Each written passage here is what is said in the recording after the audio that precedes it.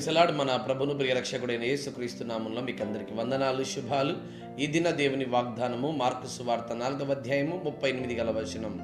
మీరు శోధనలో ప్రవేశించుకున్నట్లు మెలకువగా ఉండి ప్రార్థన చేయుడి. ప్రిదోన్ బిడ్లారా, ప్రతి మానవునికి అనేకమైన శోధనలతో శోధింపబడతా ఉన్నాడు. చూడండి, శోధన సహించుతున్నవాడు ధన్యుడు అని దేవుని వాక్యం తెలియజేయబడతా ఉంది.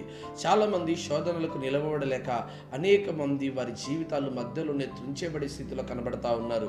అనేక మంది వారి జీవితాలు మధ్యలోనే నాశనం చేసుకునే స్థితిలో ఉంటున్నారు. ఒకవేళ గనక నీవు గనక అలాంటి ఆలోచనలో ఉంటే ప్రభు చెప్తున్నాడు ఏంటో తెలుసా?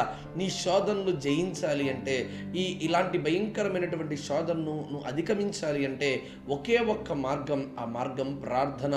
ప్రార్థన ద్వారానే ప్రతి శోధనలను బయటికి పారదోలొచ్చు. ప్రిదోన్ బిడ్లరా, ఒకవేళ నీ జీవితంలో అనేకమైన శోధనలు ఉన్నాయేమో, ప్రతి శోధనను బయటకు పారవేయబడాలి అంటే తప్పకుండా నువ్వు ప్రార్థన చేయాలి. చూడండి, అనేక మంది జీవితాల్లో పరిశుద్ధ గ్రంథంలో చూడగలిగితే ప్రార్థన ద్వారానే అనేకమైన గొప్ప కార్యాలు జరిగాయి. ఈరోజు నీ జీవితంలో కూడా గొప్ప కార్యాలు జరగాలి అంటే ప్రార్థన. ఇదిగో దావీదు భక్తుడు దినమునకు 7 మార్లు ప్రార్థన చేసేవారంట. చూడండి, అనేక మంది జీవితాల్లో ప్రార్థన ద్వారానే గొప్ప కార్యాలు చేశారు. నువ్వు ప్రార్థన చేస్తుంటున్నావా? ప్రభునందు విశ్వాసం నుంచి యేసుక్రీస్తు ప్రభువారు కూడా ప్రార్థన చేశారండి. ఆయన కల్వరి సెలవులో మనందరి కొరకు మొట్టమొదటిగా తండ్రి, వీరేమి చేయించున్నారో వీరు ఎరుగరు గనుక వీరిని క్షమించుము అని ప్రభు సన్నిధానంలో ప్రార్థన చేశాడు. చూడండి, ఆ సిలువలో ఆయన చేసిన ప్రార్థన ఈరోజు మనకు కనబడతా ఉంది. ఈరోజు ప్రతి శోధనను జయించాలి అంటే, ఈ ప్రతి శోధనను అధిగమించాలంటే ప్రార్థన చేయి.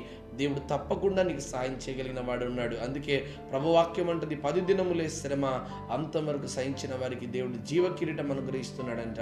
తప్పకుండా నువ్వు జీవకిరీటం పొందుతున్నావని, అలా పొందాలి అంటే ప్రార్థన చేయండి. ప్రతి శోధన నుంచి విడిపించబడండి. అటు దీవెన ఆశీర్వాదం దేవుడి దినానికి దయచేయను గాక. ఆమేన్.